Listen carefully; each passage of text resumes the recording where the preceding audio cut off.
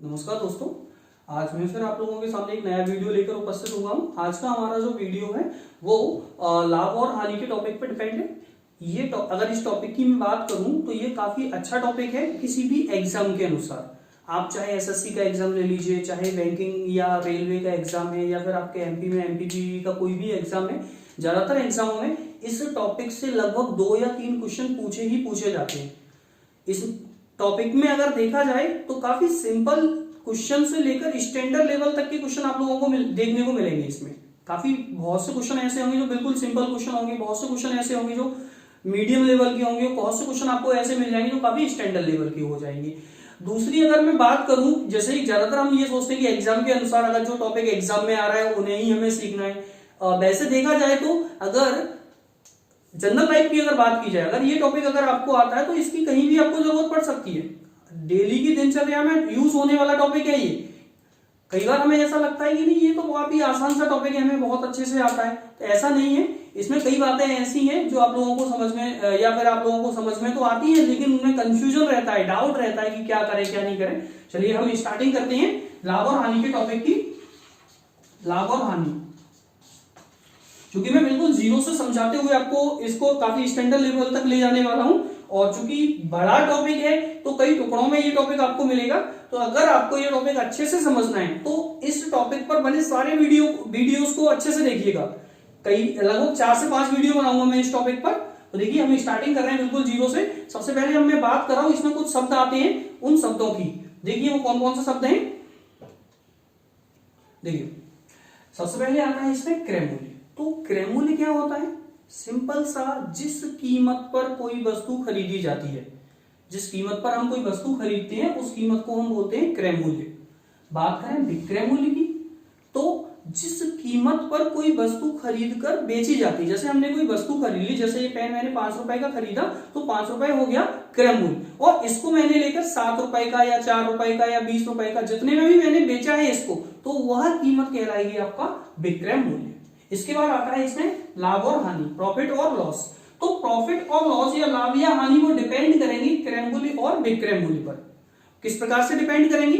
अगर मान लीजिए कोई वस्तु आपने कम रुपए में खरीदी है और उसको ज्यादा रुपए में बेच दिया तो होगा वहां पर हमें लाभ। और वहीं अगर कोई वस्तु हमने ज्यादा कीमत पर खरीदी है और कम कीमत पर उसको बेच दिया है तो वहां पर होगी हमें हानि। चलिए इसमें कई बार हमें ये पहचानने में दिक्कत आ जाती है कि लाभ हो रहा है या हानि हो रही है। जैसे मैं आपको एक एग्जांपल देता हूं। मान लीजिए आपने एक पेन 10 रुपए का खरीदा, और जहां से आपने खरीदा उस दुकानदार ने वह आपको 10 रुपए में बेचा। जैसे मान लीजिए आपने एक पेन 10 रुपए में खरीदा है, दुकानदार ने वो आपको 10 रुपए में बेचा है, तो हम इसको क्या कहेंगे? इस 10 रुपए को, इस 10 रुपए को हम क्या कहेंगे? क्रय मूल्य कहेंगे या विक्रय मूल्य कहेंगे? ये कंफ्यूजन हो जाता है कई बार, यहाँ पर उलझने हो जाती है हमें कि हमने खरीदा है तो हमारे लिए क्रय मूल्य, दुकानदार ने बेचा है तो दुकानदार के लिए विक्रय मूल्य, ऐसा सोचने लगते हैं हम। लेकिन इस टॉपिक में क्या होता है, लाभ हानि वाले टॉपिक में हमारा बेस दुकानदार होता है। जो दुकानदार कार्य कर रहा है उस कीमत को हम वही कहेंगे। तो इस 10 रुपए को हम क्रय मूल्य ना कहते हुए इस 10 रुपए को हम विक्रय मूल्य कहेंगे, जब तक कोई वस्तु खरीद कर बेची ना जाए। तो यहां पर हमने देखा कि क्रय मूल्य और विक्रय मूल्य को कैसे डिसाइड करते हैं कि क्या क्रय मूल्य होगा और क्या विक्रय मूल्य होगा। नेक्स्ट हम इसमें देखते हैं इस टॉपिक में प्रयोग होने वाले फॉर्मूले। तो मैं सिंपल से फॉर्मूले बताऊंगा, 2 या 3 फॉर्मूले। अगर बात करें तो सिर्फ 3 फॉर्मूलों की मदद से मैं इस पूरे टॉपिक को कंप्लीट करा सकता हूं। अगर आप चाहो तो 3 फॉर्मूलों की मदद से हम इस पूरे टॉपिक को कंप्लीट कर सकते हैं। उसके अलावा भी मैं ट्रिक बनाना भी आप लोगों को सिखाऊंगा कि अगर ट्रिक बनानी है तो कैसे करने है। एक क्वेश्चन को हम कई तरीके से सॉल्व करना सीखेंगे। चलिए फॉर्मूले की बात करते हैं। सबसे पहले आता है लाभ या हानि। दोनों में से कोई एक फॉर्मूले का प्रयोग होगा, वो मैंने अभी आपको बताया ही था कि लाभ हो रहा है या हानि हो रही है, कैसे डिसाइड होगा? क्रय मूल्य और विक्रय मूल्य के आधार पर। तो लाभ बराबर होता है आपका विक्रय मूल्य माइनस क्रय मूल्य, यानी विक्रय मूल्य अगर ज्यादा है तो उसमें से हम क्रय मूल्य को माइनस कर देंगे तो हमें लाभ या प्रॉफिट का पता चल जाएगा कितने रुपए का प्रॉफिट हो रहा है। और वही अगर क्रय मूल्य ज्यादा है और विक्रय मूल्य कम है, यानी हमने ज्यादा रुपए में वस्तु खरीदी और कम में बेची है, तो वहां पर हमें लॉस होगा यानी हानि होगी। यानी हानि का जो फॉर्मूला होगा वो होगा क्रय मूल्य माइनस विक्रय मूल्य। तो ये तो हो गया आपका एक फॉर्मूला। ये मत सोचिए ये दो फॉर्मूले, क्योंकि ये दोनों फॉर्मूले एक साथ तो प्रयोग होंगे नहीं, या तो लाभ ही होगा या हानि होगा, तो एक ही फॉर्मूला होगा। अब हम बात करें, ये तो हो गया चूंकि रुपयों में एग्जैक्ट वैल्यू, जैसे आपने कितने रुपए की हानि हुई है या कितने रुपए का लाभ हुआ है ये बताने का फॉर्मूला। अब हम बात कर रहे हैं इसमें प्रतिशत, परसेंट की, कि हमें कितने प्रतिशत का लाभ हुआ है या कितने प्रतिशत की हानि हुई है। परसेंट की अगर मैं बात करूं तो परसेंट का एक बेसिक सा फॉर्मूला होता है कि जिसका परसेंट हमें ज्ञात करना है उसको लिखते हैं ऊपर, और जिसके सापेक्ष या जो बेस होता है उसको लिखते हैं हमेशा नीचे। तो हमें यहाँ पर किसका परसेंट ज्ञात करना है? लाभ का। तो लाभ लिखेंगे हम ऊपर, जितने रुपए का हमें लाभ हो रहा है। तो लाभ या हानि दोनों के लिए बेस हमेशा क्रय मूल्य रहता है, तो नीचे आएगा क्रय मूल्य, लाभ अपॉन क्रय मूल्य इंटू 100। ये तो हो गया आपका लाभ परसेंट का फॉर्मूला। हानि परसेंट का फॉर्मूला देखें तो हानि, चूंकि हमें हानि का परसेंट ज्ञात करना है तो ऊपर आएगी हानि और नीचे आएगा क्रय मूल्य इंटू 100। ये हो गया आपका दूसरा फॉर्मूला। ये मत सोचिए कि ये दो फॉर्मूले, क्योंकि दोनों में से कोई ना कोई एक ही फॉर्मूला यूज होगा। लाभ हो रहा है तो लाभ परसेंट का फॉर्मूला लगाएंगे, और अगर हानि हो रही है तो हानि परसेंट का हम फॉर्मूला लगाएंगे। नेक्स्ट देखिएगा, नेक्स्ट हम चूंकि हमने ये दो फॉर्मूले सीखे, तीसरा फॉर्मूला या ये समझ लीजिए इस टॉपिक का सबसे इंपॉर्टेंट फॉर्मूला। इस अकेले फॉर्मूले से ये पूरा टॉपिक कंप्लीट हो जाएगा आपका। यानी ये तो आपके बेसिक फॉर्मूले हैं, छोटी छोटी क्लासों में आप लोगों ने सीख लिए होंगे। जनरली हमारे सामने फॉर्मूला आता है, हमें क्रय मूल्य दिया गया है तो उसको विक्रय मूल्य में कैसे कन्वर्ट करें, और विक्रय मूल्य दिया गया है तो उसको क्रय मूल्य में कैसे कन्वर्ट करें, लाभ और हानि परसेंट की मदद से। देखिए सबसे पहले मैं आपको क्रय मूल्य ज्ञात करना सिखा रहा हूं विक्रय मूल्य की मदद से। हमें मान लीजिए विक्रय मूल्य दिया गया है, तो विक्रय मूल्य इंटू 100 अपॉन 100 प्लस माइनस लाभ ऑब्लिक हानि परसेंट। ये हो गया क्रय मूल्य और विक्रय मूल्य के बीच में एक संबंध। यानी जब हमें विक्रय मूल्य दिया है और लाभ परसेंट या हानि परसेंट दिया है तो क्रय मूल्य को ज्ञात करना। यहां पर हम विक्रय मूल्य में 100 का मल्टीप्लाई करेंगे और लाभ परसेंट और हानि परसेंट को 100 में प्लस या माइनस करके लिखेंगे। प्लस करना है या माइनस करना है ये डिपेंड करेगा लाभ हो रहा है या हानि। अगर हमें लाभ हो रहा है तो उस परसेंट को हम 100 में प्लस कर देंगे। मान लीजिए जैसे आपको ये कहा जाता है 10% का लाभ, तो हम यहाँ पर 100 प्लस 10 यानी 110 लिखेंगे। और अगर ये कहा जा रहा है कि 10% की हानि, तो हम यहाँ पर लिखेंगे 100 माइनस 10 यानी 90 टोटल। देखिएगा अगला है आपका जब हमें क्रय मूल्य दिया जाए तो विक्रय मूल्य कैसे याद करते हैं। तो क्रय मूल्य इंटू 100 प्लस माइनस लाभ ऑब्लिक हानि परसेंट अपॉन 100। दोनों एक ही फॉर्मूले, दोनों अलग अलग फॉर्मूले नहीं है, ये दोनों एक ही फॉर्मूले हैं। या फिर ऐसे समझ लीजिए इस फॉर्मूले को आपको याद करना है तो इस फॉर्मूले को मैं आपको याद करने की एक ट्रिक बताता हूं। देखिए इस तरीके से आप इसको याद रखिएगा कि आप एक तरफ लिखिए क्रय मूल्य और बराबर के दूसरी तरफ लिखिए विक्रय मूल्य। काफी आसान सा तरीका है याद रखने का। और अगर ये फॉर्मूला आपको याद हो गया तो समझ लीजिए ये टॉपिक आपको पूरा समझ में आ गया। इस टॉपिक के हर क्वेश्चन को आप आसानी से बना लोगे। इसीलिए इस फॉर्मूले को कैसे हमें याद रखना है, हमें क्या करना है, एक तरफ लिखना है क्रय मूल्य और दूसरी तरफ लिखना है विक्रय मूल्य। जिधर विक्रय मूल्य लिखा है विक्रय मूल्य के मल्टीप्लाई में आप हमेशा 100 लिखिएगा। विक्रय मूल्य के मल्टीप्लाई में हमेशा 100 और क्रय मूल्य के मल्टीप्लाई में आप लिखिए हमेशा चेंज वाली संख्या। चेंज संख्या का मतलब है यहां पर कि 100 में प्लस या माइनस करके जो संख्या प्राप्त होगी उसको हम यहां पर लिखेंगे।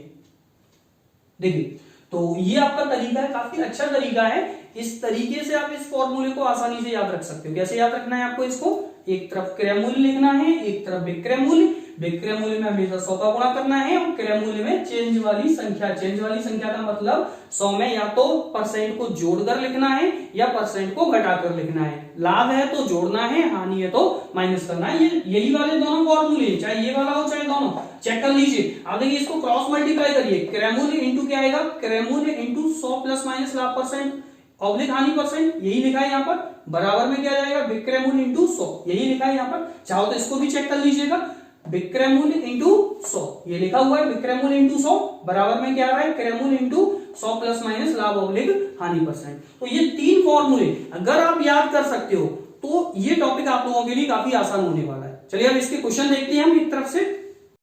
चलिए क्वेश्चनों की बात कर रहा था मैं, तो देखते हैं हम इसके एग्जाम्पल।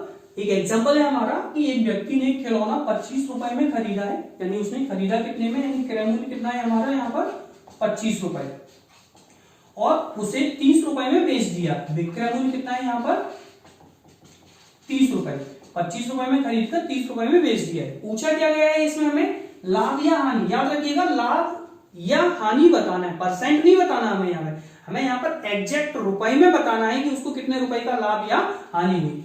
25 में खरीदा 30 में बेचा, यानी कम में खरीदकर ज्यादा में बेचा है, क्या होगा लाभ। तो लाभ बराबर क्या होता है, विक्रय मूल्य माइनस क्रय मूल्य, 30 माइनस 25 बराबर 5, यानी उसको 5 रुपए का क्या होगा लाभ होगा। चलिए दूसरा एग्जांपल देखते हैं हम यहाँ पर। एग्जांपल है हमारा कि सपना ने एक साइकिल 1000 रुपए में खरीदी और उसे 1200 रुपए में बेच दिया। तो लाभ या हानि प्रतिशत, इस क्वेश्चन में हमें लाभ या हानि परसेंट का पता लगाना है। इससे पहले वाले क्वेश्चन में हमें केवल लाभ या हानि का पता करना था। तो ध्यान दीजिएगा लाभ या हानि परसेंट ज्ञात करने के लिए भी हमें पहले लाभ या हानि का पता करना पड़ेगा। पहले हमें यह पता लगाना पड़ेगा कि यहाँ पे लाभ हो रहा है या हानि हो रही है। तो 1000 रुपए में वस्तु खरीदी गई है और 1200 रुपए में उसको बेचा गया है। तो यहाँ पर क्या हो रहा है, लाभ कितने रुपए का, 200 रुपए का, यानी लाभ बराबर 200 रुपए।